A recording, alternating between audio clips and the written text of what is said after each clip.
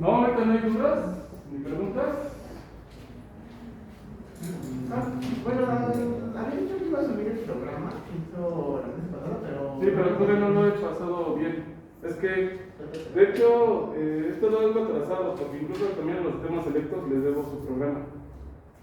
Lo que pasa es que, bueno, son puros pretextos, pero es una semana donde se suben todas las propuestas del proyecto. Entonces yo ahorita me tocó terminar, o sea, ya la parte escrita ya se les había mostrado, para decirles por qué es importante que se escriban. Lo que sigue es que aprendan a hacer cuentas, entonces ahorita estoy haciendo las cuentas. Entonces por eso es que no, sé que no es su culpa, por eso es que no les he subido las cosas, porque también lo mejor es que yo les haga el repositorio y también si hay alguna duda o simplemente que necesiten la información yo se las paso. Dejen cierro el... Al rato me tomo mi café escuchando la música.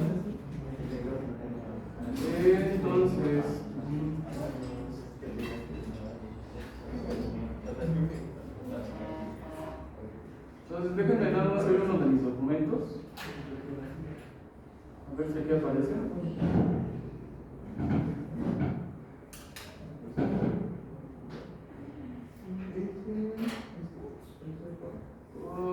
Pues no aparece, voy a abrir este nada más rápido.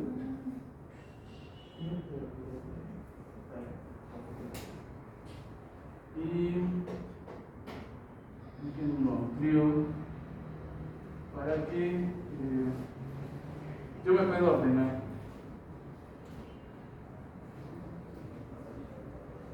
Entonces, yo, por ejemplo, preguntaron acerca de la bibliografía, del formato. Entonces, yo aquí tengo este documento, como siempre, como yo escribo a veces demasiado, lo que hago es que todo lo pongo en color oscuro para no, para desgastarme la vista lo menos posible. Entonces, si ustedes revisan, yo aquí tengo un documento de 42 hojas. Entonces, si se dan cuenta, es una revisión del estado del arte, de la investigación que estoy haciendo.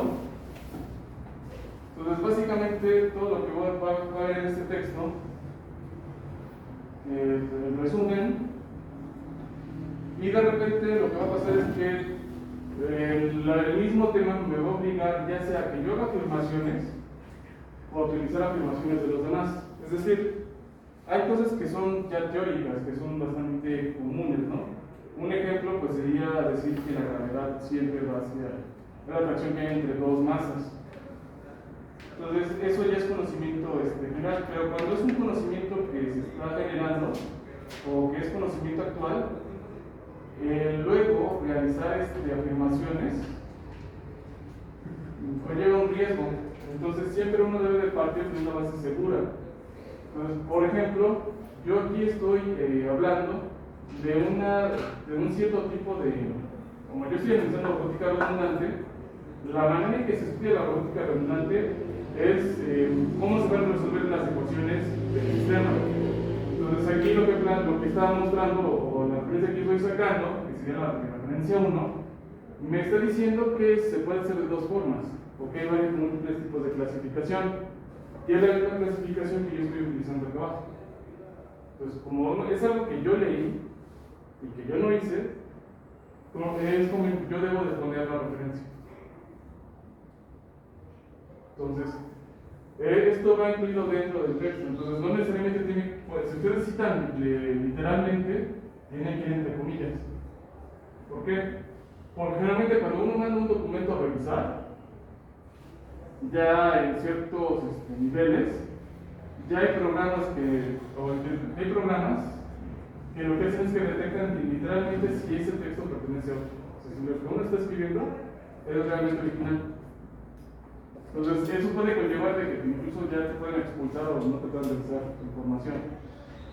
Entonces, ahí viene la importancia de utilizar este tipo de formato. Además, es el formato técnico que se utiliza para cualquier tipo de descripción. Entonces, yo en este documento, pues en realidad lo que estoy describiendo es muchas cosas.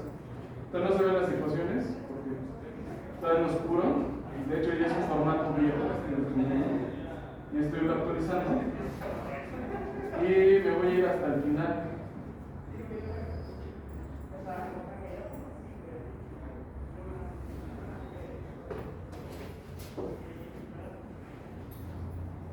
Acá está. Entonces aquí están las referencias. Entonces yo pongo la bibliografía y la bibliografía tiene una cierta manera de manejarse. Cuando yo les pasé la rúbrica les había puesto APA, pero ya les dije que íbamos a manejar IEEE. De hecho, si ustedes se fijan en su gestor de bibliografía aquí en Word, lo que les va a marcar es que hay varios formatos de bibliografía, o sea, no es el único. Cada área de conocimiento maneja a veces sus propios formatos básicos. Entonces, el formato APA es un formato que se utiliza mucho en humanidades. ¿Por qué? Porque ahí en la parte de humanidades lo que interesa a veces es buscar el tema. Y a veces no el conocimiento, como es un estudio antropométrico, a veces, de lo que yo me percibo es que a veces el tiempo de análisis de los fenómenos humanos requiere de tiempos largos. Entonces, en ese tipo de análisis conviene más, o es válido, traer información, por ejemplo, del siglo XVII, compararla así con diferentes autores en una línea de tiempo muy larga. En nuestro caso, que nosotros estamos en una parte técnica, el desarrollo es muy rápido. Entonces, a veces ustedes no, pero he escuchado a alumnos que luego se quejan que supuestamente viven una transición muy rápida tecnológica, pero eso no es cierto. En realidad lo que viven es una transición muy rápida de conocimiento, no de tecnología. Porque, por ejemplo, esas fases de cambios de tecnología yo sí las puedo hacer, sí las viví. Porque a mí todavía me tocó preparar mis tarjetas cuando era niño. Después, a mí me tocó cargar primero el sistema operativo dentro de la computadora, después sacarlo, correr la computadora. Después, a mí me tocó el primer Windows.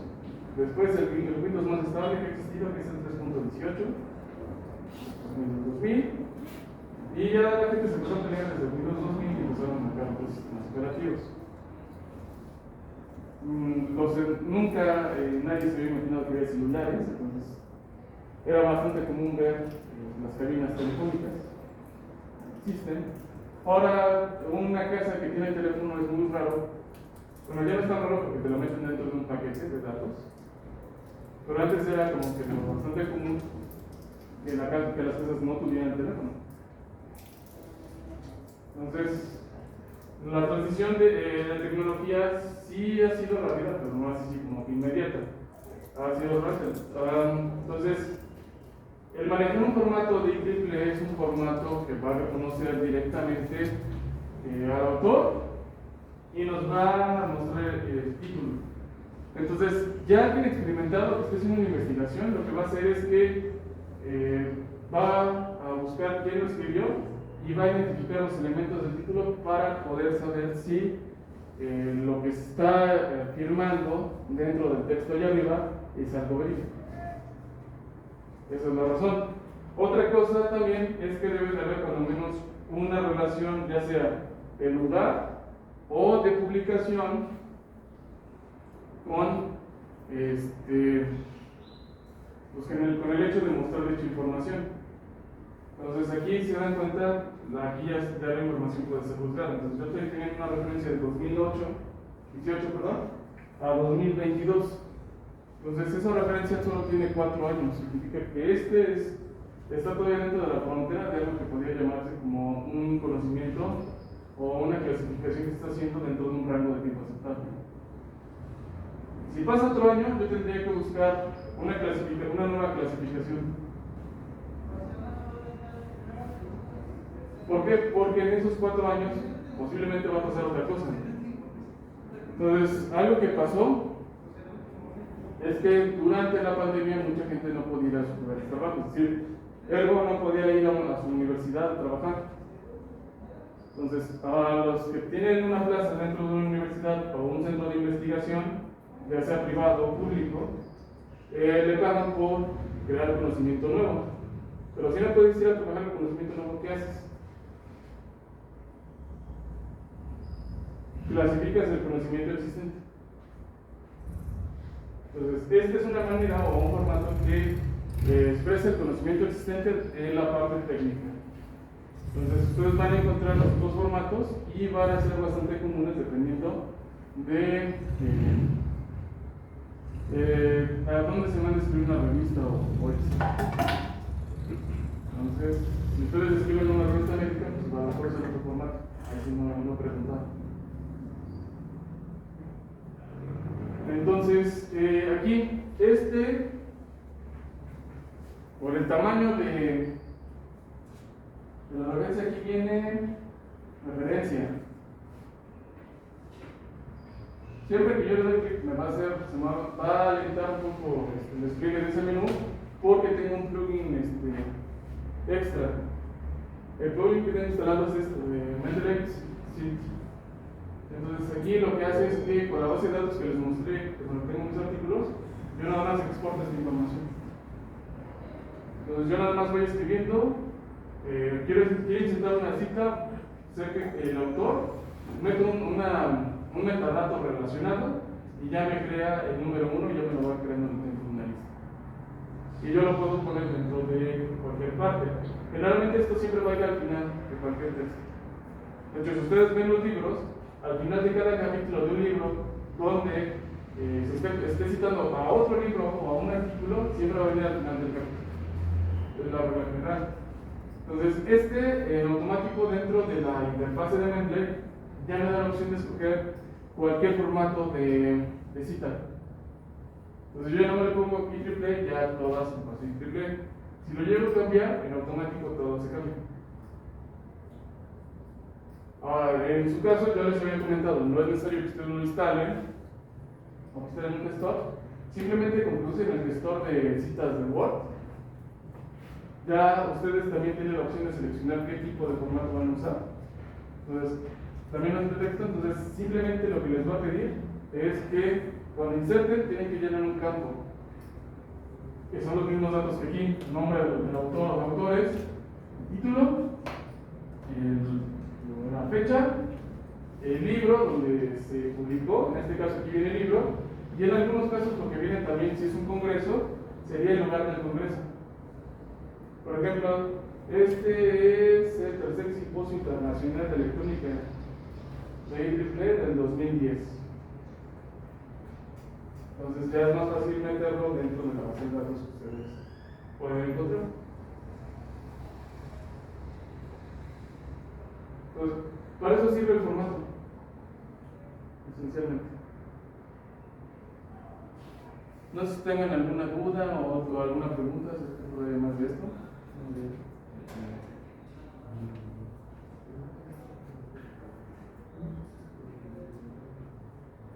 ¿No? ¿Seguros? Bueno. ¿Sí? Ahí en IEEE, ¿qué tan necesario es que esté ordenado alfabéticamente? No importa. ¿O si tienes ¿Alfabéticamente qué? Alfabéticamente las referencias. ¿Tienen que ir ordenadas? No. No, en realidad no es una referencia alfabética o nada, sino más que nada va en el sentido de cómo está escrito. Como orden de aparición. Algo. Sí, más que nada es el orden de aparición. Entonces, por ejemplo, algo que pasó es que alguien nos mandó una tarea, entonces empezó con 3, después 2 y 1. Entonces, siempre un texto debe aparecer 1, 2 y 3. O sea, en común. Aquí también tiene un detalle. Generalmente, este es un capítulo de algo que yo estaba haciendo.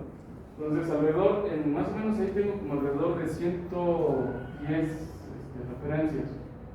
Si yo lo voy a meter dentro de otro capítulo, el siguiente capítulo podría empezar otra vez la referencia desde 1, pero si tú consultas te puedes confundir porque tendrías, si tienes 10 capítulos y tienes bibliografía, vas a tener 10 unos. Entonces también otra manera es que si tú tienes el texto, los números de la bibliografía sean siempre continuos. Entonces si tu última referencia en el primer capítulo es 80, ya cuando dices en el segundo debe ser 81. Es decir, debe ser casi continuo y eso es lo que más se recomienda. Ahora también depende en algunas ocasiones de que si lo vas a publicar en una revista o en un editorial, ellos te van a dar sus propios formatos. O te van a pedir que lo envíes en los propios formatos.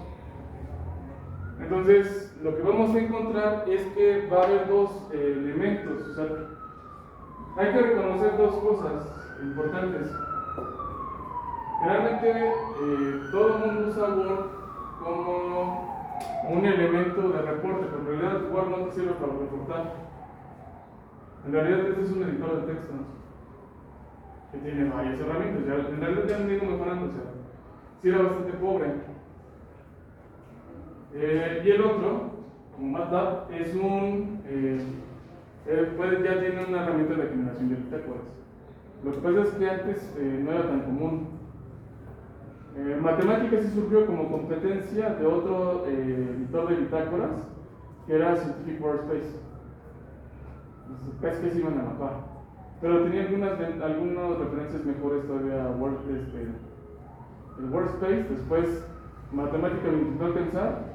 Y en eso vino Maple, y Maple le dio una vuelta. El problema de Maple es que después ya no se quiso actualizar, entonces ya casi nadie usa Maple. Y el problema es que aquí hay que usar el lenguaje de MATLAB, y no es tan complicado porque es un set prácticamente MATLAB. Pero el lenguaje de matemática es una combinación entre el lenguaje C y el lenguaje matemático formal. Entonces, si uno quiere saber, si es hábil si quiere volverse hábil en Fortran, tienes que dominar esencialmente primero también la notación matemática científica. Entonces, de repente ya el problema no se vuelve la ecuación, sino se vuelve generar el código para que te haga tu ecuación y después que proponga la solución. Y aún así no te garantiza que puedas obtener el resultado que esperas o que te ayude dentro del análisis. Pero ahorita todo el mundo está igual, entonces ahí no hay mucho que hacerle. Ahorita yo estoy utilizando MATLAB esencialmente porque tiene la ventaja, a diferencia de MATLAB, que me va a permitir mostrarles todas las ecuaciones. De repente lo que va a pasar en MATLAB es que sus directivas, al depender de lo que sería la capacidad gráfica de la computadora, lo va a limitar, más aparte tiene su propia limitante. Entonces, una vez abrí un archivo de MATLAB en un auge, y en realidad también es una derivada, es un complemento de XMHTL, me parece. Entonces, no es así como que nada es así como que ni tan bonito ni tan feo. Al final, lo mejor es aprender a programar múltiples lenguajes. Pues acá, entonces, por ejemplo, ahorita ya para lo menos ya me hiciste ver que ya la función ya está de más. Así. Más necesitamos hacer la prueba. Entonces, déjame hacer la prueba. Ya si lo confirmo, ya modifico el programa, ya no necesito la limitación, se lo voy a poner 2. Entonces, si este programa así todavía no se lo he subido, se lo voy a subir. No prometo que sea hoy. Y quién sabe cuánto me tarda el fin de semana, pero sí lo van a tener. Nada más tengan paciencia. Ahora, lo ideal es que ustedes también se pongan a programarlo ya que tienen la información.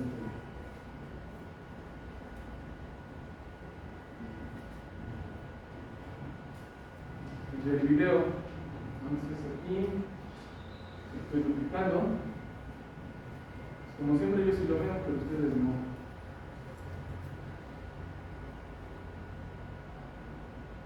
Entonces, nada más vamos a terminar.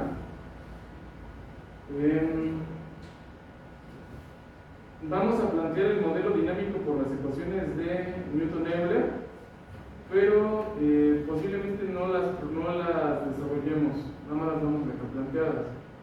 En dado caso que sea necesario desarrollarlas, se las dejaré de tarea. Pero ya saben manejar ahorita vectores y otras cosas. no nos vamos a terminar. El objetivo sería tener una comparativa, entonces ahorita voy a correr esta sección de funciones.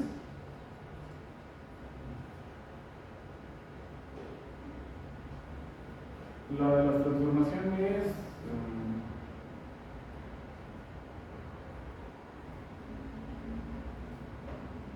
no importa, no la voy a recordar. Ya tenemos estos vectores donde nos quedamos, nuestra matriz de inercia, y la clase pasada me marcaba un error cuando yo jalaba la segunda operación, porque yo al copiar y pegar esto lo había definido como 0.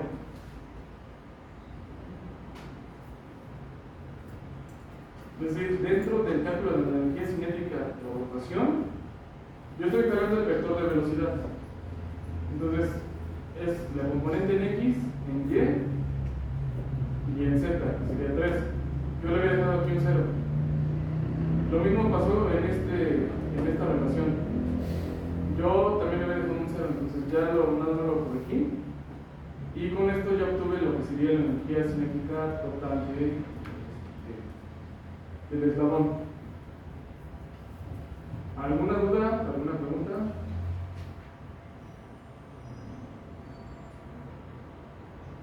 Entonces, ¿qué nos faltaría para calcular el lagrangiano?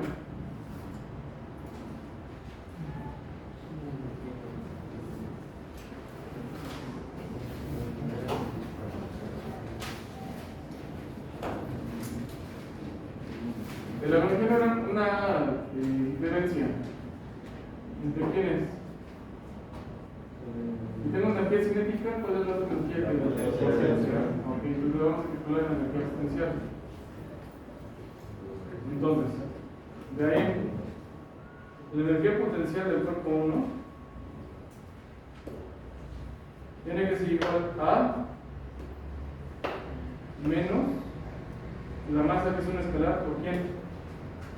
El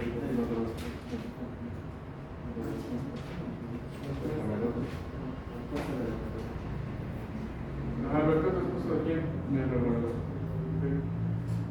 No tenemos definida la gravedad, entonces voy a definir al vector de gravedad como G1-B, es decir, que es su índice B. ¿Sobre quién está actuando?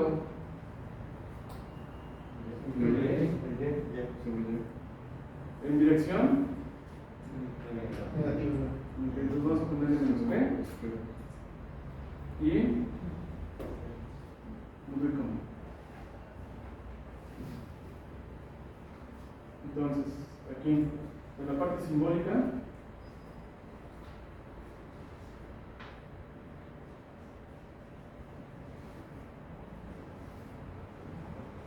va esto. Ahí no se debe poner un valor en Z. Sí, aquí corre el 0.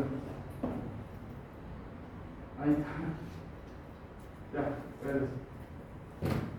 Entonces, bueno, aquí ya tengo la función. Entonces, nada más vamos a llenar, entonces dejen, me copio esta.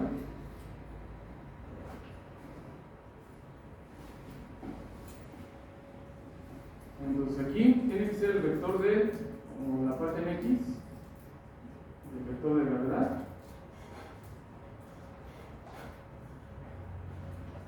La parte en Y.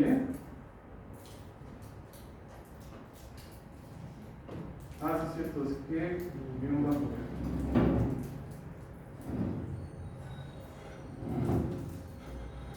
Y aquí sería que.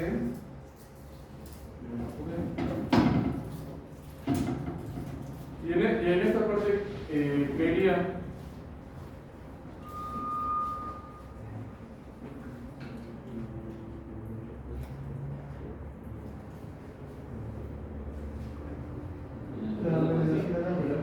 No, el vector de posición.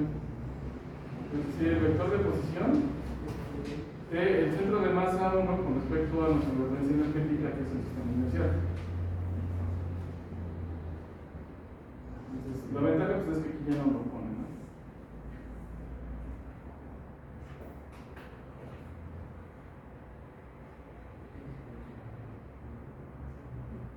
Entonces, este sería nuestra energía. Entonces vamos a calcular ahora el lagrangiano. Sería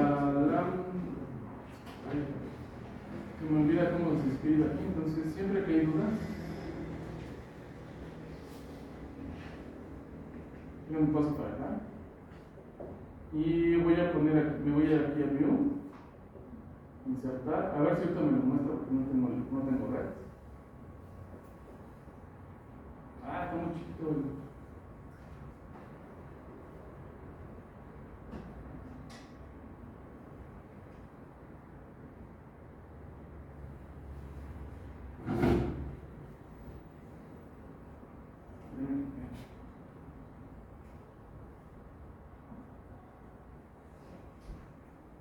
¿Me queda la red que me lo muestra? No, tengo que estar conectado a la red. Entonces, creo que es con doble N. Lambda. Si no lo vamos a dejar así. ¿Qué es lo que quería mostrar? Bueno, ahorita en notación nosotros hemos utilizado, L para definir longitudes. ¿Por qué? Porque si utilizara L minúscula, lo entienden luego así, pero luego las propias fuentes que traen los programas ponen a L algo así. Y el 1 lo ponen así.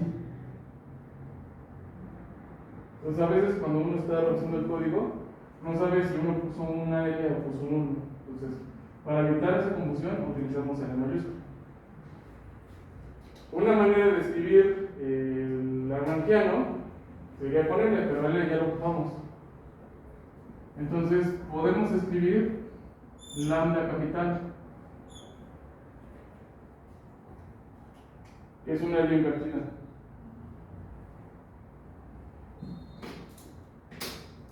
Para describir el lagrangiano. Bueno, eso si ahorita sale. Si no, no lo vamos a utilizar de esta manera. Pues aquí esta lambda va a ser igual a K1, que sería la energía cinética,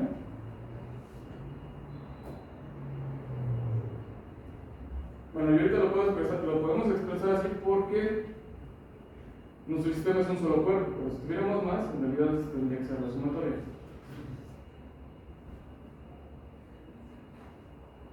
Entonces, esta parte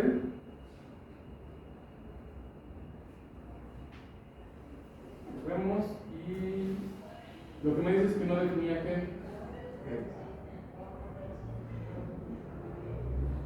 Y aquí me dice me faltó ponerle el pop.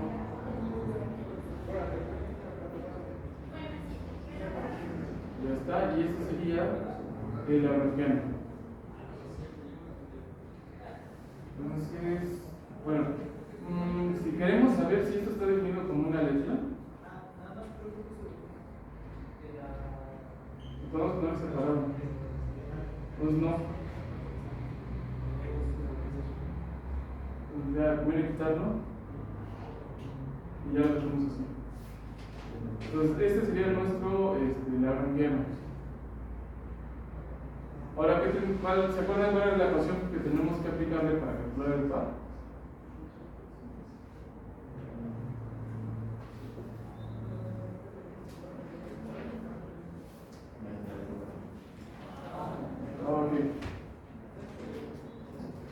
No se van a acordar, entonces también dejen algo más grande la letra.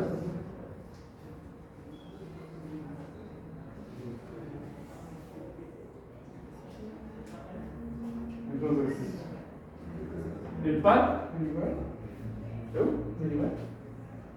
Sí, pero ¿cómo es la ecuación? Letra.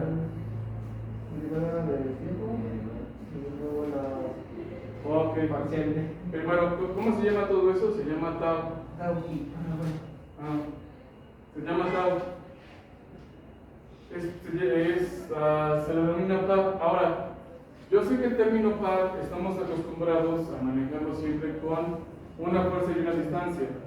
Pero en robótica se le denomina a par como tanto a fuerzas como a pares, o momentos.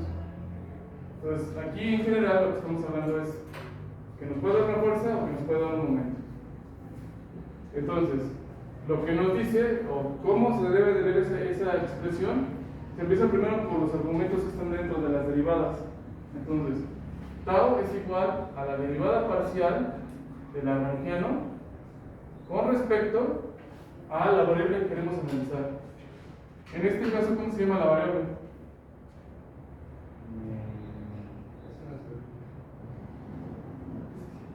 Bueno, en este caso sería la velocidad de la variable. ¿Cuál es la variable que estamos analizando? La que va a producir que el eslabón gire.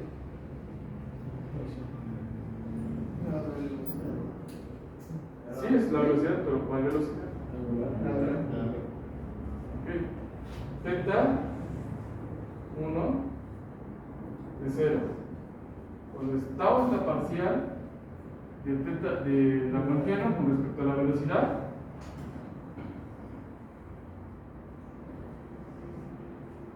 Ahora sí, ¿esto qué hace? Completa la derivada. No está, esta derivada no está incompleta. Pero la tiene que derivar. ¿Qué hace? O sea, esta es una derivada parcial. ¿Dice qué tipo de derivada es? ¿De derivada es?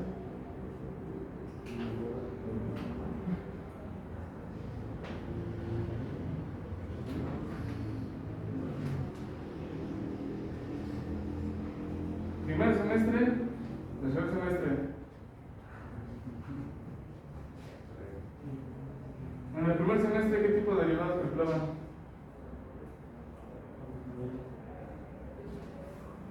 Parcial y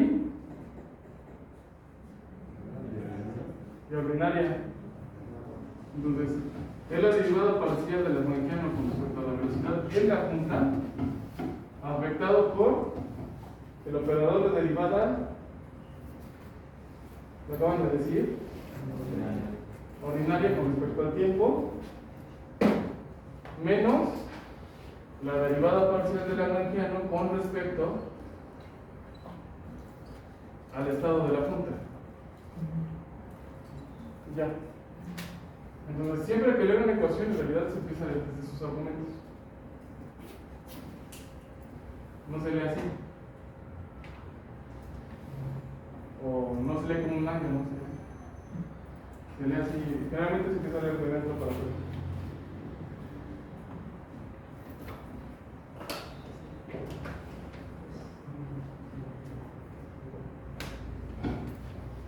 Pero entonces, esto ya lo tenemos, ya tenemos lambda.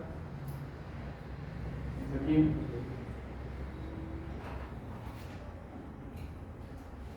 ¿La F qué es? ¿La qué, perdón? La F. ¿Cuál es? Son los nueve. Parece la agregado. Sí, a lo mejor es que una aguanta la noche voy. Esta la pongo. Esa es la agregado. Sí, ahorita voy, permíteme. Gracias. Ahorita lo publico. Ahí está.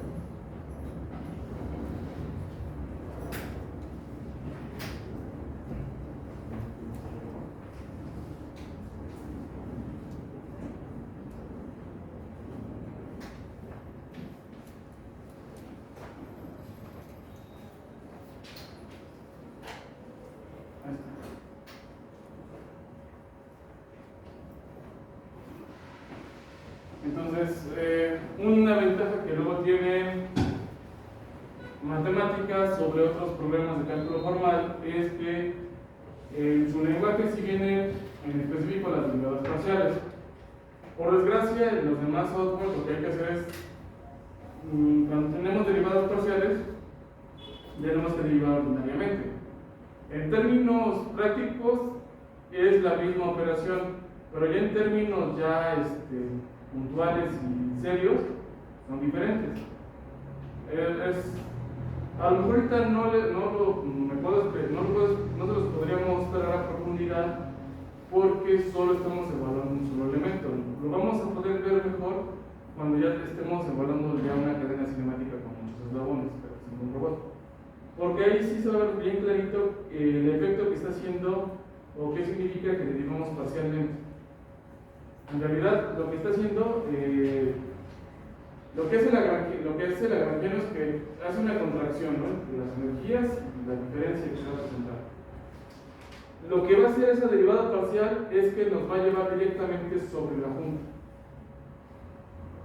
O sea, sin importar que el robot tenga muchas partes o tenga muchas juntas, nos va a llevar directamente a la junta que queremos analizar. Eso es lo que está haciendo esa derivada parcial. Y el operador de derivada con respecto al tiempo, lo que va a hacer es que nos va a generar, o nos va a ayudar a generar los demás efectos de los otros elementos de cómo le están afectando a esa junta ya dinámicamente.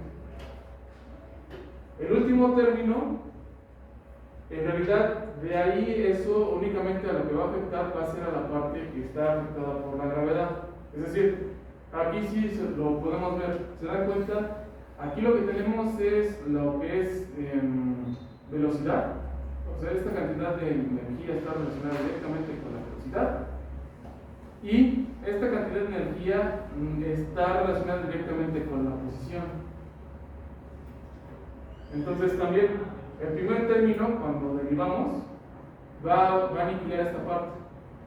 El segundo término, cuando derivamos parcialmente, va a aniquilar la parte de las velocidades. Y nos vamos a quedar únicamente con los elementos generados por la energía potencial.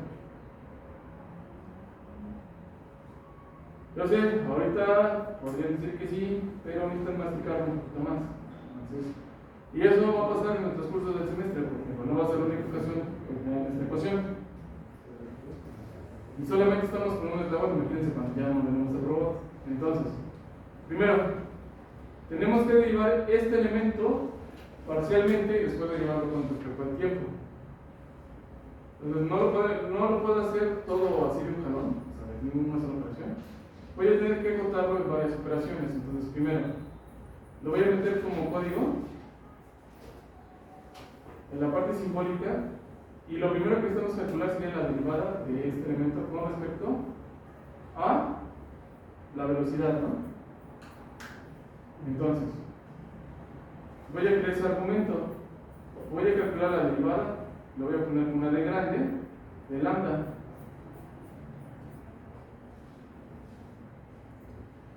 ¿Cómo va a quedar definido? Como lambda igual, aquí es diferencial de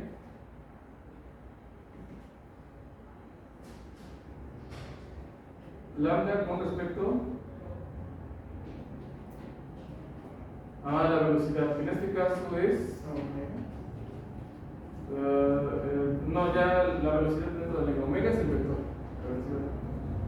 o sea, omega contiene a teta a la velocidad de la. Entonces sería teta 1 con respecto a b. Entonces con esto ya tendríamos el primer argumento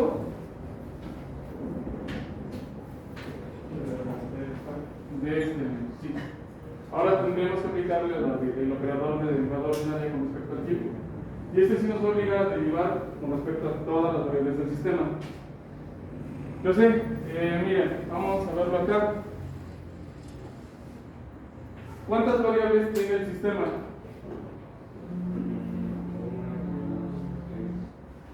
Variables, ¿cuántas cosas cambian nada más?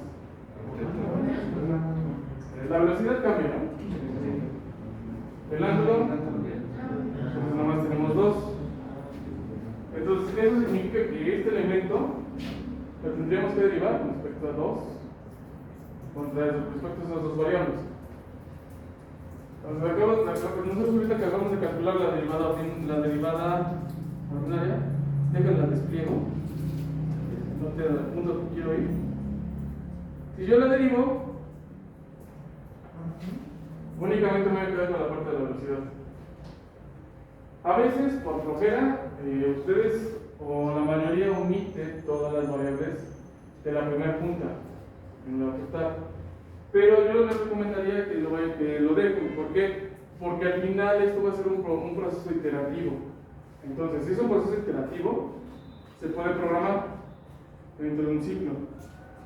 Entonces, ahí la cuestión, si ustedes quieren no tener que generar un programa, sino ya una base que nada más sea iterativa, lo más recomendable es que definan toda la operación matemática desde el principio. A menos que sean muy buenos diseñando familias, ¿qué son programaciones? Familias, después descendencia, y así, ¿no? Cada uno de los elementos. Pero si no, matemáticamente conviene definirlo todo. ¿Eso qué significa? Que bueno, para calcular el par, ahora vamos a definir tau, y es tau de teta, vamos a dejarlo así. ¿Por qué le estoy agregando teta? Porque es una punta rotacional. Entonces, tau de teta, si lo aplico al operador, tendría que derivar este término con respecto a quién.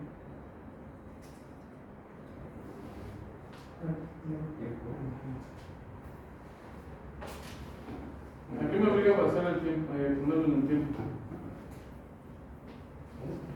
Si vamos a derivar a Primero parcial y luego esa Sí. variable respecto del tiempo. la cuestión es que, por desgracia, igual, como todo,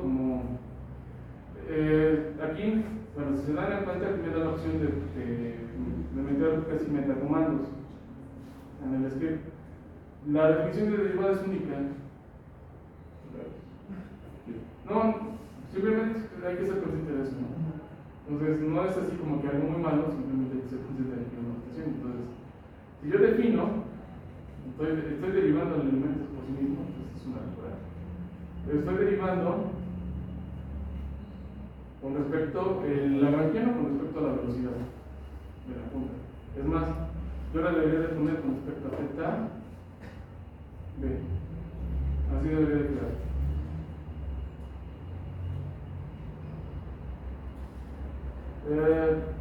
Sí, no debo de ser flojo, vamos a ponerlo completo.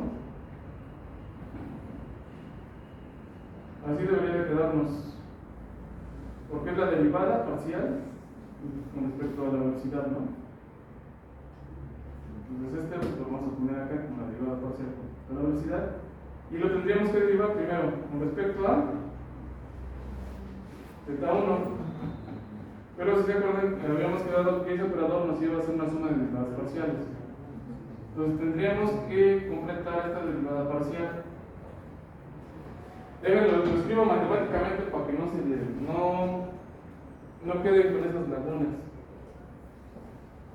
No sé, ya explicado, entonces que arriba, que es la que va a derivar, tiene teta 0,1b, ¿no? Ok, pues eso tal vez escribir. Sí, porque está medio confuso. O sea, el problema es que yo sí lo estoy entendiendo porque yo lo estoy programando. Pero el problema es que ustedes o sea, esa es también otra de las desventajas. Ustedes tienen que hacer el match con la programación. Pero se dan cuenta que no es tan difícil, pero no es tan obvio. Si no conoces la ecuación, entonces ya derivamos esto que sería de lambda de teta 1 con respecto a 0. Sería la velocidad, sería esto. Ahora, vamos a aplicarle entonces lo que vamos a hacer es derivar, si lo voy a poner así, parcialmente con esta función del diferencial. Entonces aquí lo que estoy haciendo es derivando con respecto a teta 1 de 0 este elemento.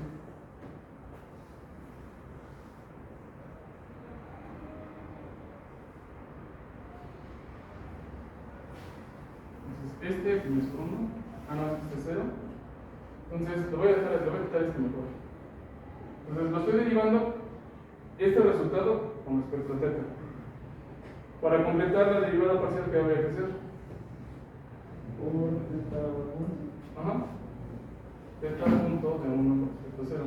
Más, ahora tendría que derivar con respecto a la otra variable que tenemos ahí, que sería teta 1.0.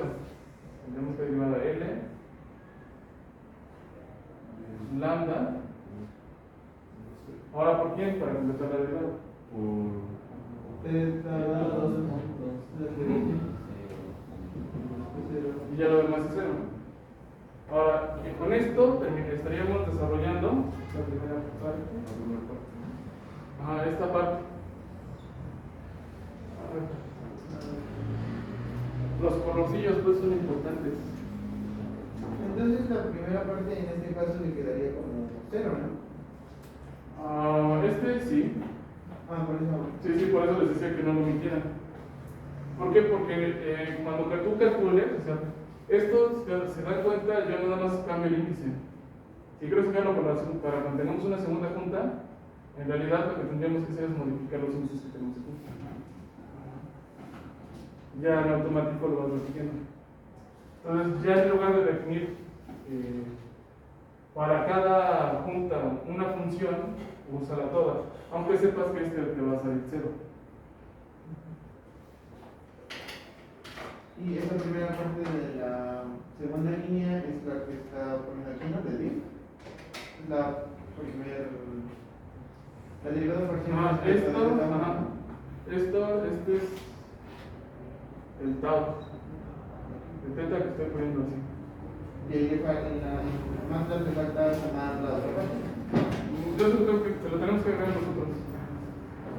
O sea, estoy de acuerdo, lo puedes calcular por partes, no está sumando. Pero lo que te conviene ya es hacer todo con el talón. Sí, pero digamos, mi duda era que esa precio iba a salir 0, ¿no? Porque está escrito acá ahorita en el falta.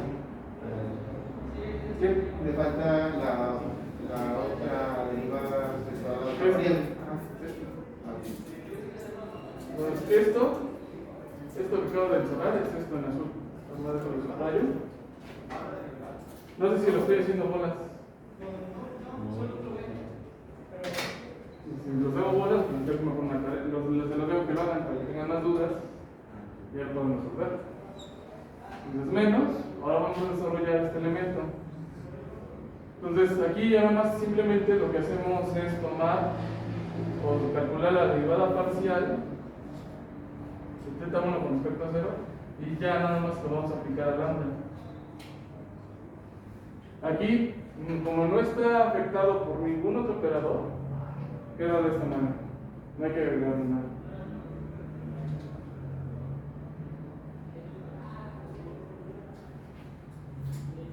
Los veo con cara de preocupación.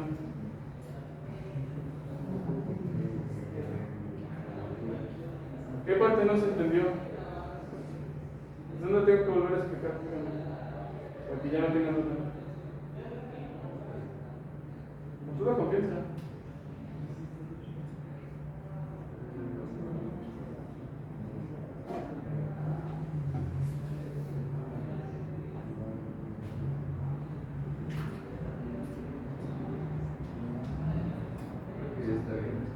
Ok. ¿Este código qué es?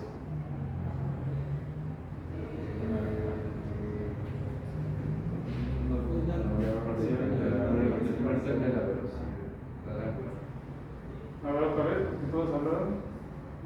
En la estrategia de que el corte no haya. Está haciendo con respecto a la velocidad. Pues, ¿cuál sería de lo que tenemos aquí? Este elemento del pizarrón, ¿qué representa? De lo que está ahí. Por eso están colores.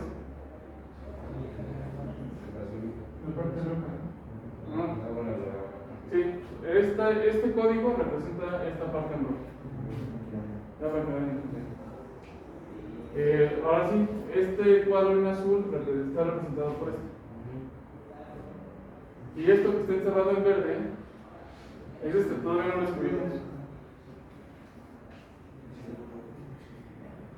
¿Un poco mejor? Sí.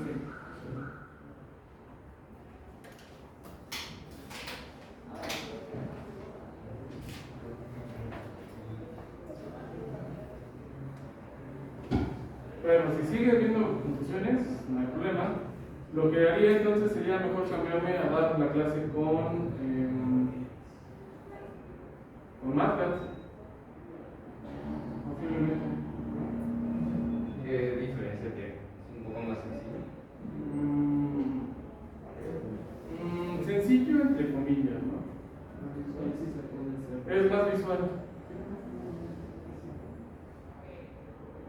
hecho, ya se les había mostrado, ¿no?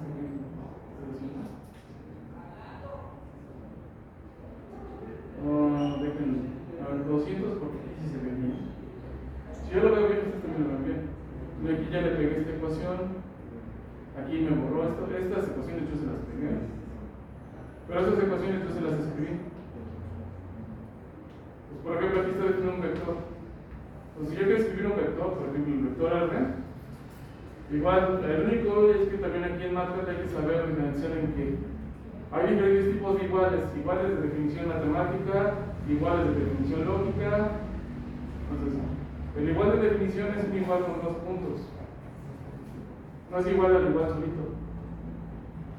Entonces, si yo quiero escribir una matriz, control M, me dice cuántas columnas y cuánto lo quieres. Entonces, yo digo, por ejemplo, quiero una matriz, o un vector, como quiero un vector, le digo que lo escriba, lo cierro, y ya nada más escribo el vector.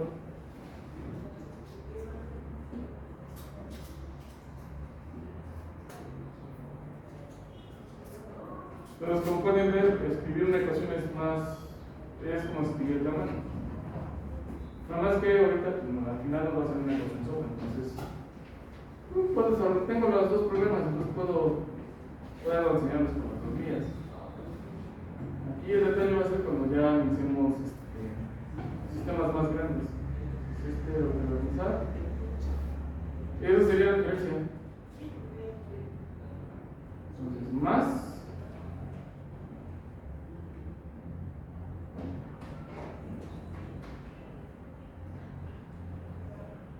De aquí está el argumento. Entonces sería lambda. Ahora sería con respecto a la velocidad de esta parte, guión bajo b.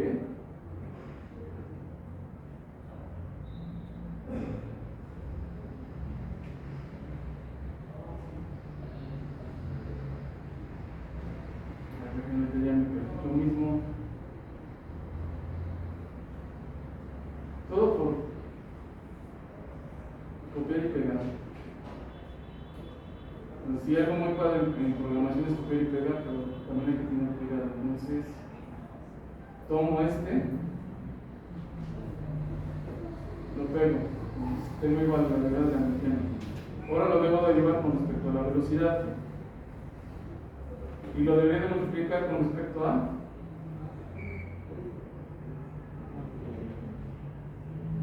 dos puntos. Entonces, igual, como no tiene para utilizar algún tipo de notación derivada directamente, lo voy a poner como A en la aceleración. Entonces, esta es una variable nueva que hay que definir dentro del encabezado. Y de hecho, como ya modifiqué esta, tengo que modificar la variable acá. ¿Qué me falta? Esta sería la parte que está en azul. Me faltaría la parte en verde. Menos la diferencial.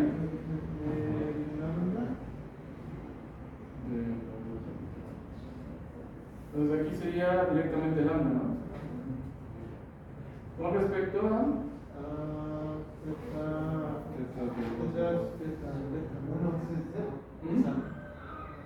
y ese sería el par que vamos a obtener.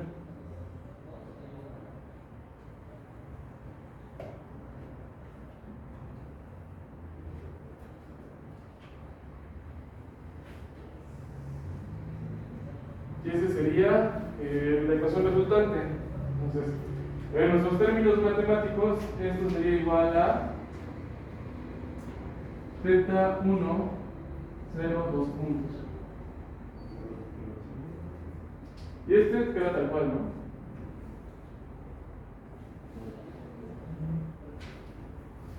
Entonces, de aquí, ¿qué pueden apreciar? O sea, ¿se acuerdan? Yo les había dicho que cuando tenemos una ecuación, las ecuaciones se pueden leer como si fueran enunciados. Y ahorita estuvimos ya leyendo esta ecuación. ¿Cómo comenzaríamos a leer esta ecuación? ¿De cuántas partes se conforma el par? De dos, ¿no? Porque tenemos este más que nos divide estos dos argumentos. Ahora, el primer argumento, ¿de cuántas partes está constituido? Ok, de 2, este y este, ¿no? Entonces, esta IZ que ahora queda. Esa es la matriz de inercia. No la matriz de inercia.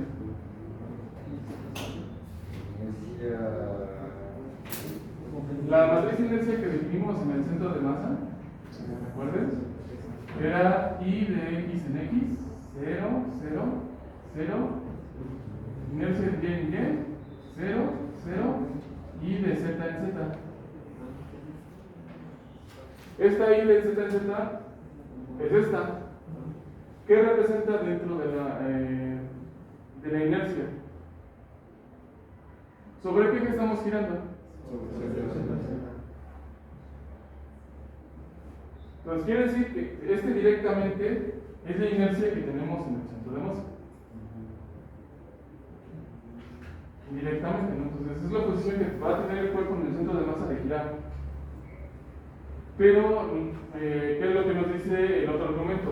Que no está sola. ¿Sí? Si estuviera girando también sobre otro eje, igual aparecería ahí, por ejemplo, y No es del todo probable. Porque aquí nada más el efecto de la punta que estamos analizando es sobre Z. Ah, sí, pero Sí. digamos, la punta está rotada, aparecerían los ejes. Es que sí entiendo la pregunta, es válida, pero es difícil de contestar. O sea, es una buena pregunta porque es difícil de contestar.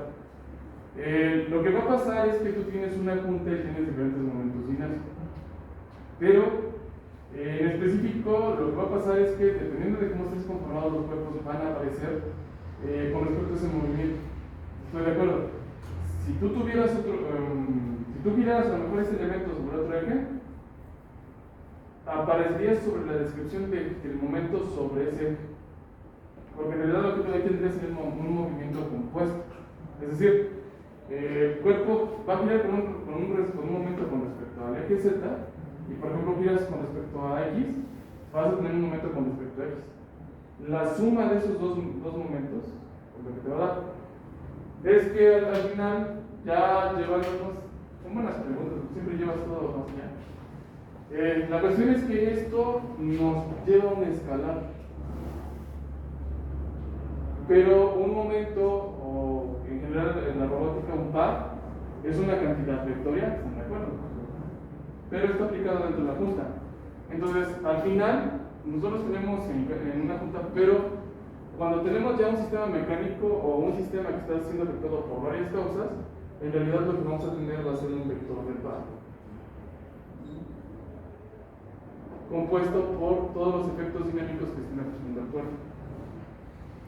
Entonces, si ese fuera el caso, o sea, si esto lo vamos a ir girando en más de un eje, en realidad tendríamos un vector, por ejemplo, si es, en este caso es Z, tendríamos el par sobre Z, si tú quieres el par sobre X, y si no giras sobre Y, tendríamos esto. Entonces, en realidad tendrías un vector de par. Y ya en ese vector de par aparece entonces prácticamente este par que estamos calculando sería un par en Z.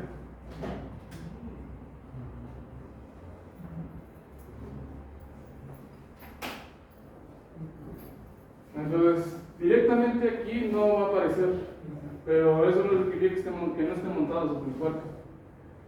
Sí te podrían aparecer otros momentos de inercia, pero eso va a pasar cuando tienes un encadenamiento más complejo, como el brazo, donde si tú giras la proyección de los momentos de inercia van a afectar a este. Posiblemente sí se vean reflejados, pero va a depender más que nada de en qué posición está tu brazo. Pues podría haber posiciones donde sí aparezca y posiciones donde no. Va a depender esencialmente de la parte, pero para el análisis de las cadenas cinemáticas de los robots, siempre lo vas a estudiar a nivel punta. Entonces, ya directamente de ahí te van a aparecer todos los efectos relacionados. Entonces, si tuviéramos y tú analizas el brazo, te va a parecer que aquí vas a tener la inercia de todo esto, la inercia de esto, la inercia de aquí, todo esto acá. Y aquí ya te va a aparecer. Pero te va a aparecer respecto al eje que estás girando. Entonces ahí sí se vuelve complicado porque este también tiene este movimiento de torsión. Entonces eso te puede cambiar incluso la relación. Pero son las ecuaciones. O sea, no es... La ventaja del método de Lagrange es que te permite ver eso. O bueno, entenderlo, porque también una parte o la parte complicada de la dinámica es interpretar los elementos, como lo estamos haciendo ahorita. Entonces, ya contestado eso, bueno, ya sabemos de dónde vino I, Z, Z. Pero este elemento, ¿qué es?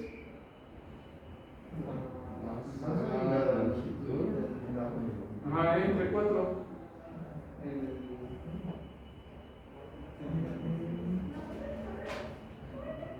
¿Este elemento de dónde creen que viene?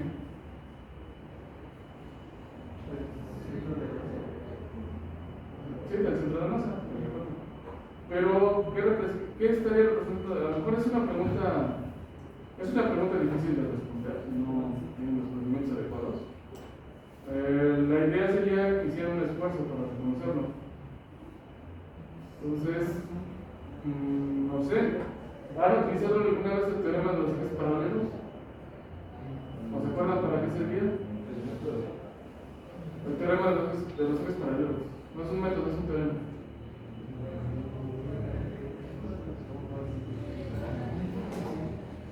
Ok. Vamos a analizar el problema. Ay, no me traje algo largo.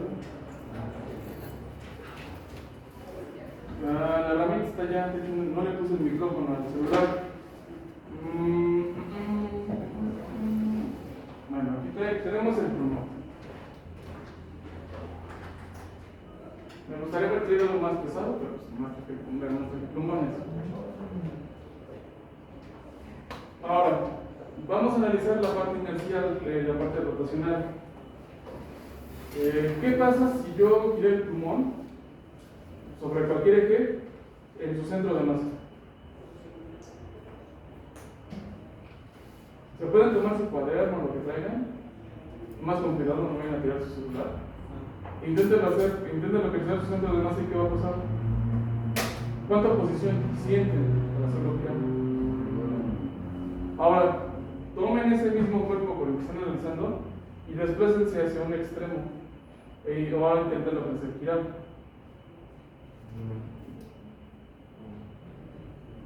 ¿Qué pasa? Cuando me muevo, cuando ustedes mueven esa rotación, ese eje de rotación. Bueno, no es peso, es oposición.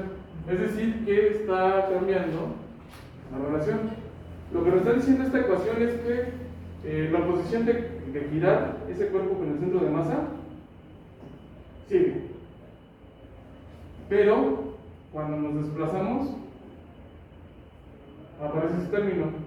Ese término, cuando ustedes ahorita están haciendo girar ese cuerpo que están manipulando, es esa oposición extra que ustedes sienten. Se dan cuenta que tienen la masa, dependiendo de la geometría de lo que tengan, pero entre más se alejen, les va a costar más trabajo hacerlo girar. Y está expresado en esta ecuación. Esa relación, ¿de quién está dependiendo? De la masa y de la distancia, pero de la distancia al cuadrado. Significa que si ustedes entre más se alejen, más oposición para tratar algo van a encontrar. Esto es lo que se conoce como el término de traslación de la inercia. Entonces, si ustedes buscan el teorema de los ejes paralelos, sirve para trasladar inercia de un sistema a otro, siempre y cuando los sistemas de referencia, sus direcciones de sus ejes sean paralelos. Tenemos de los ejes paralelos. Y es por eso que cuando hicimos el análisis de la dinámica, el sistema de referencia que yo puse en el centro de masa era paralelo al sistema de la punta. Para facilitar el análisis. Ahorita sale así. Entonces, esta parte nos dice cuánto me cuesta hacerlo girar en el centro de masa, pero si yo me salgo del centro de masa, esto es lo que me cuesta. Es lo extra. Y no es una relación lineal. Pues entre más me aleje de algo y intente hacer girar, más trabajo me va a costar. ¿De quién va a depender? En este caso del cambio de velocidad. O sea, esto es un cambio de cantidad de movimiento.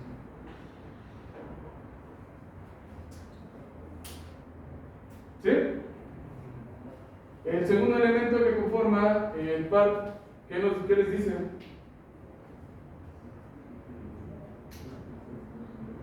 ¿De qué elementos está compuesto? ¿Masa? La longitud, la mitad de la longitud donde se encuentra el eslabón. ¿Y? ¿Verdad? Entonces, ¿y el coseno se acuerdan de dónde salía?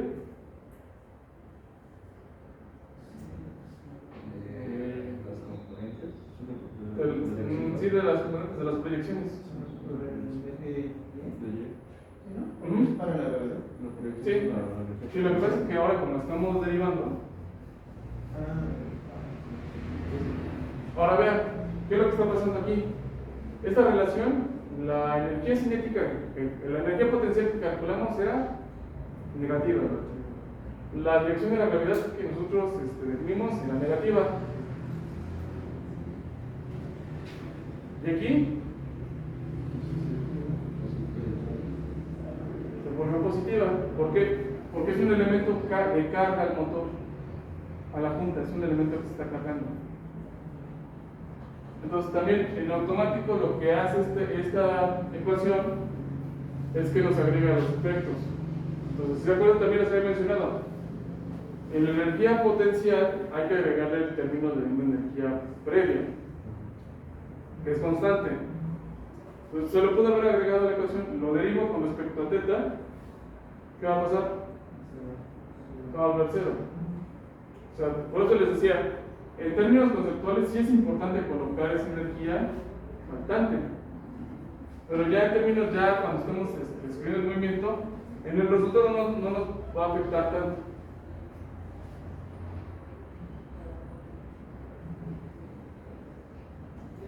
Entonces, fue mucho choro, fueron casi clase y media, y en realidad el cálculo de la dinámica fueron estas simples. Es 1, 2, 3, 4, 5. Y en realidad ejecutar esto son 6 operaciones. Entonces es muy práctico, facilita mucho el cálculo de la dinámica siempre y cuando el sistema que define al robot esté dado, si no, pues habría que hacer otro tipo de análisis. Y para poderlo implementar, lo más importante es entender los elementos que lo conforman. Entonces es como que común, la mayoría de los métodos que ustedes van a encontrar van a estar basados en esta ecuación para resolver la dinámica. Y también en la mayoría de los libros. ¿Sí? ¿Dudas? ¿Preguntas? ¿Ya les podría hacer una tarea?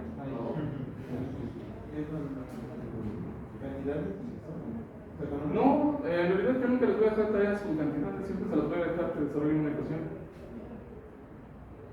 ¿Por qué? Porque si tú desarrollas una cantidad, pues estás como que analizando algo. ¿Verdad? Pero si tienes un modelo como este, por eso he dicho, ya tienen el par de todas las cosas en el mundo. Ahora, no, mejor todavía no me meto en eso.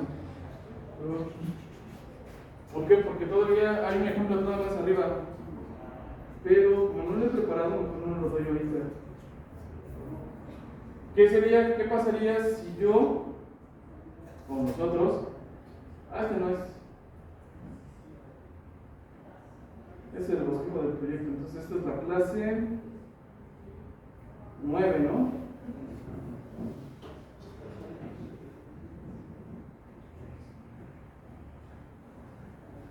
Aquí no está. Clase 8. Déjenme buscarla. Entonces, bueno, me sirve el diagrama de la clase 8, ahorita lo busco en la presentación de la 9.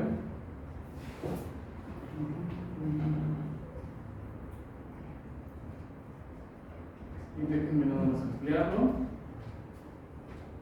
Y eso significa que tengo que checar si aparece dentro de del plano. Entonces,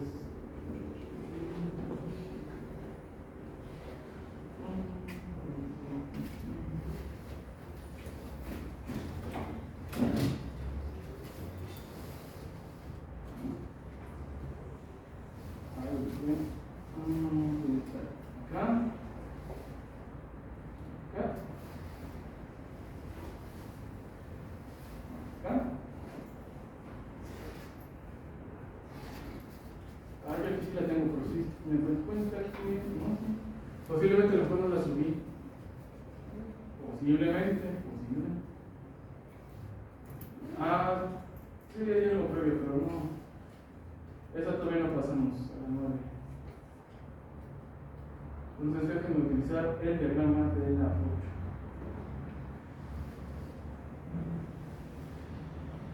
Bueno, los diagramas de la presentación 8, para que veamos bien esta parte de la dinámica. El otro problema es qué pasa si aquí dentro del punto que estamos definiendo para definir el eslabón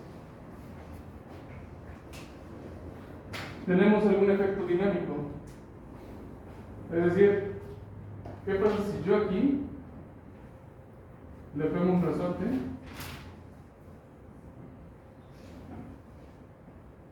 y anclo el resorte en algún punto? ¿Qué es lo que va a hacer el resorte a la punta? ¿Qué efectos va a producir? Una fuerza. ¿Y qué más? Al final del eslabón, ¿en qué caso? Ok, ¿qué más? ¿Una fuerza? Bueno, a lo mejor aproximado.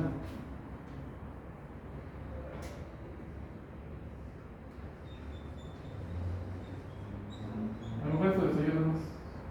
Aparte de una fuerza que va a producir, Una rotación. pues va a haber un par y una fuerza. ¿Cómo los introducimos dentro de nuestras ecuaciones? Porque las ecuaciones que acabamos de obtener son el par y el par únicamente por efectos de que esto tiene una masa y una matriz de inercia. Tiene inercia. Pero ¿qué va a pasar si nosotros le metemos un elemento externo? Pues se tiene que estudiar también por separado, ¿no? En este caso podría ser con la ley de Hooke. No, la ley de Hooke estudia los resortes. El resorte, pues no lo estamos contemplando. Es que sí, creo que me han dado demasiados retrasos en la vida. O sea, lo que me refiero es la manera de partir en el análisis. Entonces, estoy de acuerdo. El poner el resorte es porque es el caso de estudio, pero la descripción, así como ahorita les comentaba, el chiste no sería que analizaran todos los eslabones con todos los resortes pegados, no podría ser cualquier otra cosa. En esencia, ¿qué es lo que va a producir el resorte al elongarse? Una fuerza. Entonces eso va a ser un vector, ¿no?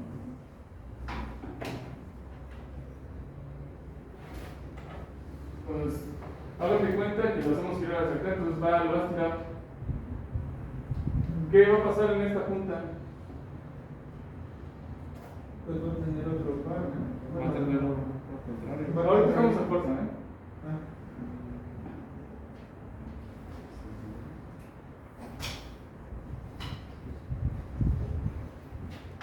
Hay dos posibilidades, pero solo una es la que vamos a manejar.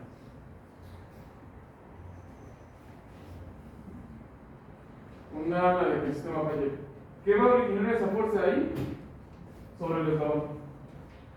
Una fuerza de reacción. ¿Lo está trayendo? Pero una fuerza de tracción sería como una fuerza magnética, ¿no? Ah, de reacción en Ah, ya te entendí. ¿En dónde? la puta, ¿no? Ok. ¿Y cómo tendría que ser? Paralela pero opuesta al.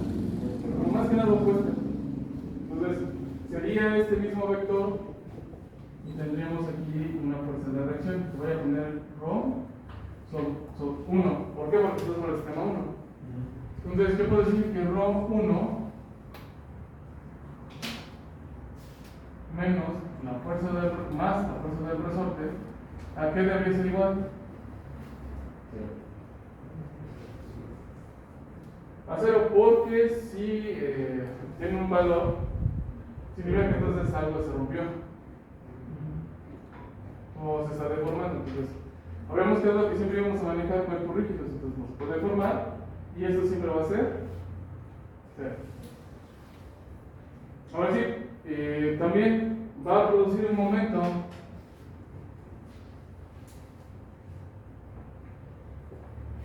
para producir que esa fuerza de resorte produzca un momento. ¿Cómo lo va a producir?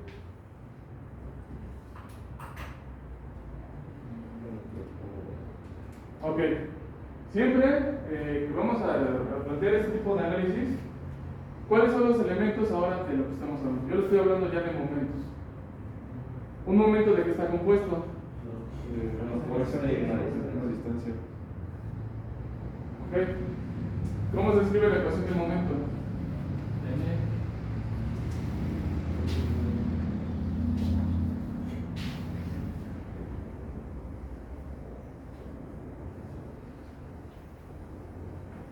¿No los oigo? M igual a F por D. Una fuerza por distancia. Pero eso es vectorial. ¿Cómo se escribe vectorialmente? Es F cruz D, ¿no? ¿Qué? Es F cruz D. Primero va la distancia. Sí, a mí también me pasa. Entonces, primero va la distancia, no se les olvide. Entonces sería el radio de kilo, vamos a ponerlo así, R, cruz, la fuerza, ¿no? ¿Por qué? ¿Qué particularidad tiene el momento? R y F están contenidos en un plano. Entonces, el vector resultante, ¿cómo tiene que ser? Ortogonal. Tiene que ser perpendicular a los dos. Entonces, aquí ya tenemos la fuerza del resorte y tenemos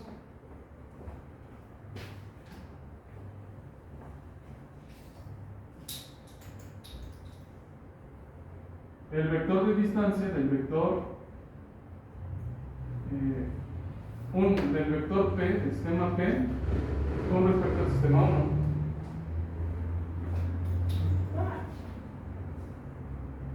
Nada más me estoy corriendo la tapita. Entonces, si yo lo llevo aquí, significa que entonces esto va a producir un momento. Así como está la fuerza del resorte, ¿va a producir el momento? Sí. Sí. ¿Por qué? Tiene una distancia ¿Cuáles son las condiciones de las fuerzas para tener un momento? ¿Cómo tiene que ser con respecto al vector de posición? ¿Este vector y este vector son perpendiculares? No, pero pues está. Exactamente. Entonces habría que calcular el componente, ¿no? Entonces significa que aquí tenemos el sistema B.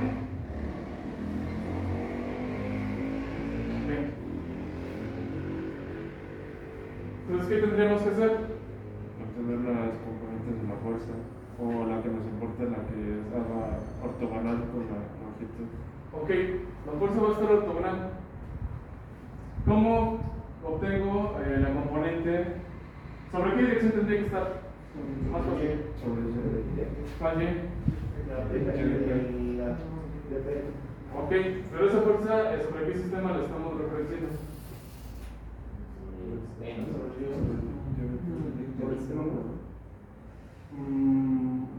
No, El sistema 1 es de aquí para acá. Ah, ¿Sí? sí. Pero este en realidad es en donde se encuentra esta fuerza. Al final del eslabón. Pero el sistema P va de acuerdo, pero no está expresada en términos de P. Es un factor externo. Es un elemento externo, exactamente. Si es un elemento externo, ¿sobre qué sistema de referencia estaría? Es que no está, por eso se no lo ven. Sí, ¿sobre qué sistema estaría? Sobre el inercial. Entonces, si lo queremos hacer, este está sobre el inercial, nosotros tendríamos que calcular la componente de la fuerza, es decir, una fuerza del resorte perpendicular, o un vector de fuerzas del resorte perpendicular, ¿sobre qué sistema?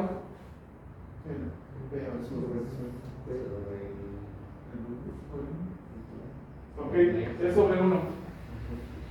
Porque aquí está montada la punta. Sí, ahorita la verdad les causó ruido porque 1 y P son paralelos, pero no. En realidad siempre lo tenemos que expresar en el sistema donde se encuentra la punta. Entonces, ¿cómo calcularíamos ese vector perpendicular? Esa componente perpendicular.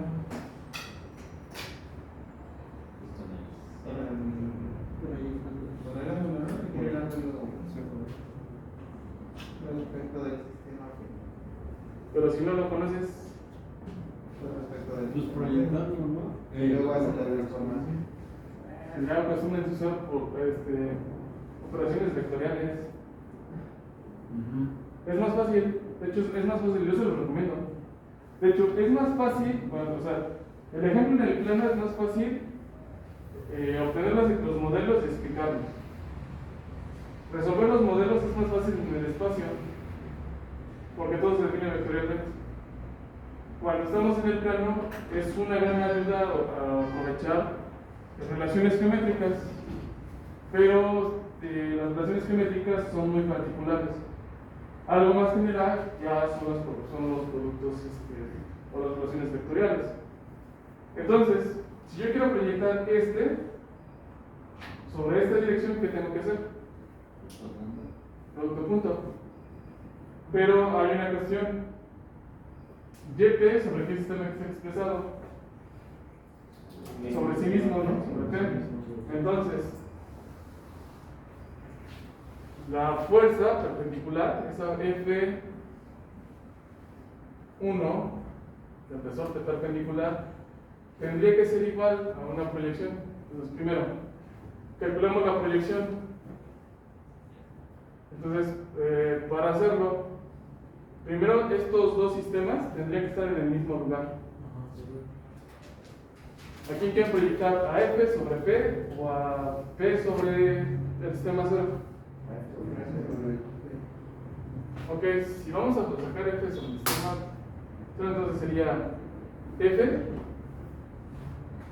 del resorte en P. Entonces aquí tendríamos F del resorte. ¿Qué tendríamos que hacer para pasarlo al sistema P? ¿Por quién hay que multiplicarlo? No, acuérdense que habíamos definido una herramienta, una parte de T. ¿Qué parte de T está compuesta por proyecciones? ¿Ah? Entonces tendríamos que tener R que nos proyecte el sistema 0 de T. Para hacer esto ya tendríamos la fuerza sobre T.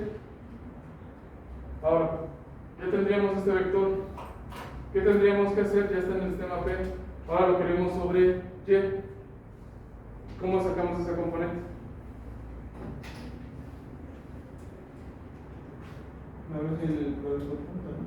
Puede ser. Nada más que ahí tiene una desventaja. El producto punto, ¿qué va a dar como resultado? Un escalar. Entonces, ese escalar que tengamos va a ser la proyección, pero va a estar sobre Y. Entonces hay que hacer una multiplicación. No, igual producto punto. No, por el vector mismo de la dirección. O sea, es decir, No, pero YP, pero respecto a ese. entonces, primero, el producto punto es una operación recíproca. Entonces, yo puedo, si ya estamos en T, simplemente sería el producto punto de F, R de T, en Y. Ya tenemos la operación. Entonces, este sería el valor del vector. Lo tendríamos que multiplicar por por la dirección, ¿no? Y con esto ya tendríamos F R perpendicular en 1.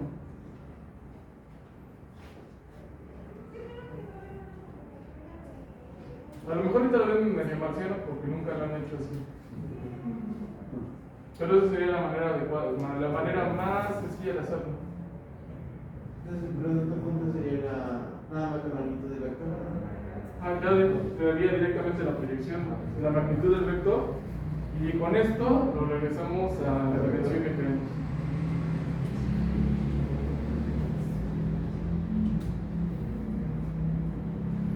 Y con eso no acabamos. No, porque ahorita ya tenemos este, entonces ahí el par que estaría produciendo el resorte ahora sería igual a el vector de distancia del sistema P con respecto a 1 por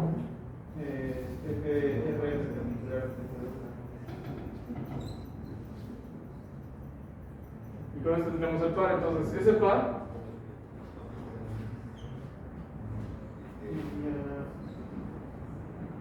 tendría esta dirección. Entonces este sería N del resorte. ¿Qué es lo que debe de pasar ahora sobre la junta? La reacción. Debe de tener un par de reacción. Entonces, N teta 1. Entonces, si lo planteamos, N teta 1 más NR, que debe ser igual.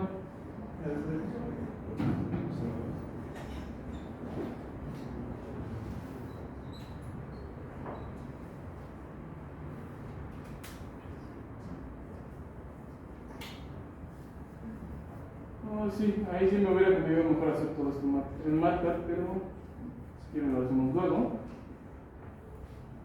Y así es como nosotros podríamos incluir. Un elemento De hecho, hay otra manera más sencilla. Pero igual que el método de Lagrangiano requiere cierto conocimiento, entonces como que nomás quedan 10 minutos, lo voy a explicar rápido. Para plantear esa forma, lo que ustedes tienen que conocer son el modelo cinemático de la velocidad. Es decir, ¿se acuerdan que nosotros teníamos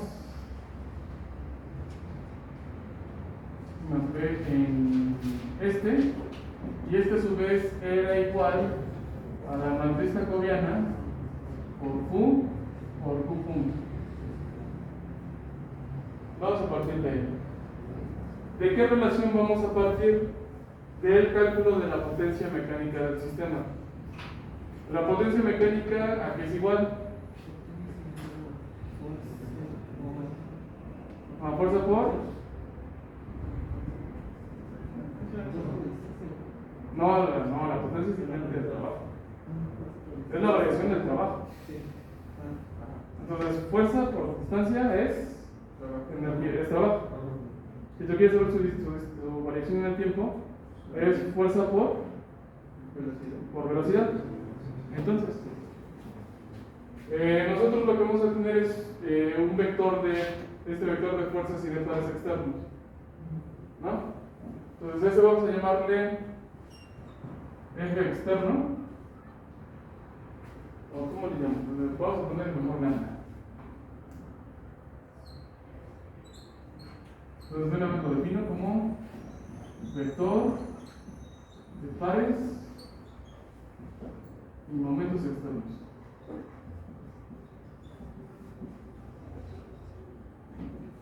Entonces, vamos a calcular la potencia del sistema. Entonces, yo tengo y los voy a multiplicar. Este es un vector, lo tendré que multiplicar por otro vector, que sería la velocidad del sistema, ¿no? Sería JP punto.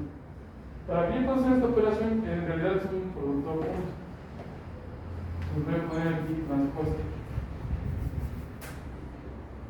Ahora, como ya calculamos, o ya más o menos conocen cómo se calcula un par, el par sería igual a tau por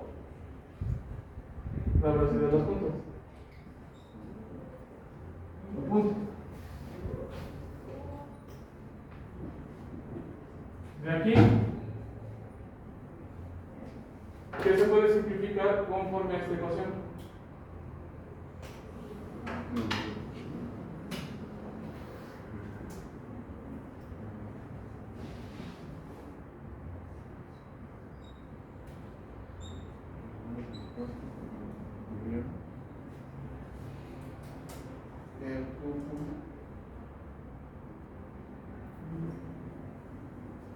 Cierto punto, pero yo puedo pasar esta relación de velocidad para acá.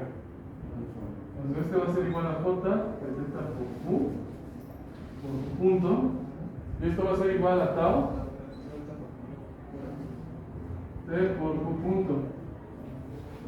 Ahora sí, bueno, ya lo veías tú, pero de aquí podemos simplificar esto. De aquí, una relación de por qué se usa estos vectores transpuestos, esencialmente es porque en algunos análisis se utiliza la notación de Newton. Si tomaron clases de elemento finito, es la notación índice que se utiliza. Entonces, algo que se utiliza dentro de esa notación índice es que se pueden cambiar algunas relaciones transpuestas.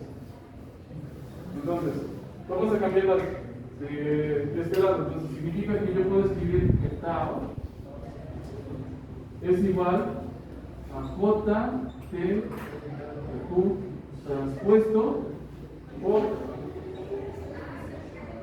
el vector externo.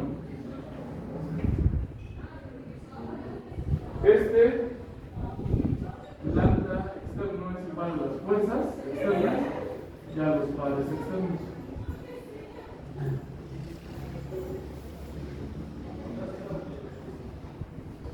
Si nosotros lo quisiéramos hacer dentro del programa que tenemos, tendríamos que tomar el elemento equivalente a la matriz euclidiana y multiplicarlo por una fuerza externa.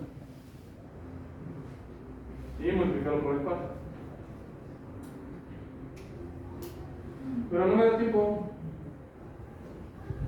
Es que lo haremos la siguiente semana. Con el tiempo que queda, es poco. Con esto terminamos el análisis del elemento base. Es decir, ya tendríamos que hacer la primera práctica. Entonces, todas las prácticas que están diseñadas ahorita en este curso son prácticas de simulación. O porque no tenemos los motores o porque no queremos arriesgar el robot o X cosas. Y de hecho ya la mayoría de los productos en robótica se hacen programación. Eso significa que la práctica o se hace a nivel presencial o a distancia. ¿Por qué? Porque luego terminamos tarde, entonces tampoco quiero que arriesguen sus equipos. Es que no, sí, imagínate. Yo por eso me subo en mi moto y me voy. Pero pues no todos, a lo mejor alguien vive lejos y también, a lo mejor no le va a pasar nada, pero simplemente el hecho de ir cargando le va a hacer daño en su espalda. Entonces, se puede intentar hacer esa relación ya de manera íntegra, como lo hemos intentado en el último serie con los ejercicios o más. Entonces, por ejemplo, ¿quién le favorece a lo mejor realizar esa práctica a lo mejor desde su casa? No, es que hay quienes algunos toman clase después. Después. Sí, y eso sí les puede complicar. Entonces, profesor, pero bueno, en este caso, si las prácticas en este caso se grabaran y esos que no pueden ver posteriormente la clase grabada de la práctica, ¿habría algún problema? bueno, la pregunta es: ¿por qué quieres que tus compañeros vean una clase grabada? No, o sea, yo lo pongo como... O sea, todo de acuerdo, yo también podría decir, ay, vean, todos no la ven grabada. Pero también la idea es que si tienen alguna duda para preguntar. Vamos a hacer algunos cambios. Entonces, la cuestión es que si en dado caso que la mayoría pueda a lo mejor hacer las cosas, los que necesitan a lo mejor y van a venir y a lo mejor van a traer su equipo, van a requerir un equipo, me avisan para yo tener listo el espacio. Entonces, generalmente, ahorita que son de temas selectos son poquitos, y los estoy subiendo ya a lo que es la sala de juntas del departamento de mecatrónica. Y de ahí les doy la clase, o si no, del área de trabajo donde tengo red. Pues grabarla no es ningún problema, pero sí, como parte del requerimiento, porque ustedes están inscritos, pues necesitan esas 2 horas por X cosa.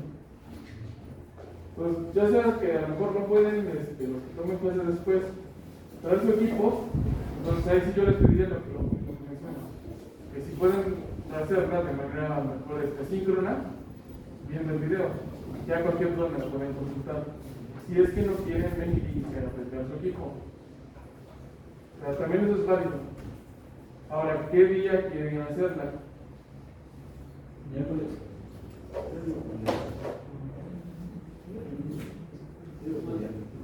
Es que, bueno, por ejemplo, a mí, en mi caso personal, lunes y miércoles me queda mejor. El viernes no, porque yo tengo todas mis horas seguidas y no me da tiempo de moverme en mi casa.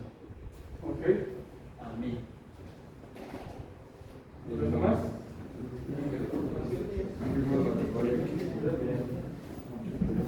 Sí, pues puede ser el miércoles.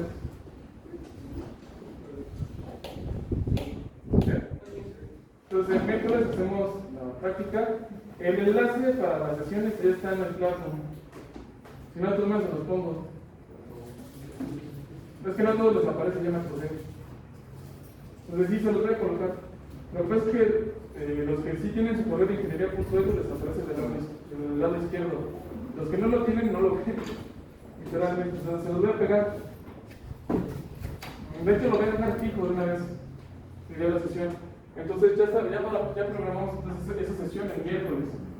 Les mandaría ya el programa que acabo de hacer con algunos comentarios. Y les paso, ya ustedes ya tienen el repositorio. Pues ya pueden ir bajando los archivos. Tienen varias opciones. Tienen los archivos, ahí también viene el manual de práctica y viene cómo la pueden hacer. Entonces, es más, ustedes la podrían hacer sin que yo estuviera. Y ahora más que en alguna pueden preguntar si algo no les jala. De todas maneras, yo la voy a hacer. ¿Por qué? Porque después, como proyecto final, algunos elementos de las prácticas las vamos a ir cambiando durante el semestre al formato de URD. The Universal Robotic Description Function. Van a ver las ventajas, entonces ahorita si quieren sería el comentario. Entonces ya faltan 2 minutos, no los entrego más y sigan disfrutando del viernes que les queda.